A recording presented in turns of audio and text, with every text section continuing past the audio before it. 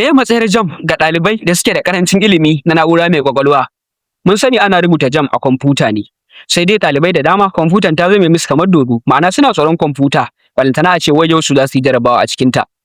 Hakan yasa JAMB ta fito da wasu madannai guda 9 da za ku iya amfani da su a madadin mouse lokacin rijistar ku da JAMB, saboda shi mouse ɗin ya zama kamar abin tsoro. Akwai madannai daga A, B, C, D waɗanda za ku iya amfani da su domin zaɓar amsa ta A ko ta B ko ta C ko ta D a lokacin da kuke rubuta jarabawar ku. Ma'ana kun buɗe jarabawa kun fara sai ya zama da amsar da kuke son zaɓa A ce. A cikin madannan ku na wannan kwamfutan idan kuka danna A zai zaɓa muku amsar A. Idan kuka danna B zai zaɓa muku amsar B. Idan kuka danna C zai zaɓa muku amsar C. Idan kuka danna D kuma zai zaɓa muku amsar D. Da kuma idan kuka danna P zai mai da ku previous ma'ana tambaya ta baya da kuka wuce.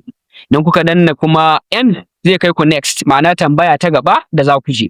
Da haka idan ɗalibi ya zaɓa amsan shi sai ya danna N sai ya kai shi tambaya ta gaba sai ya ƙara zaɓa sai ya ƙara danna N ya kai shi ta gaba. In yana so ya koma baya sai ya danna P previous sai ya koma baya. Idan ɗalibi ya kammala kuma zai danna S domin ya yi submitting. Idan ya danna harafin S zai mai submitting.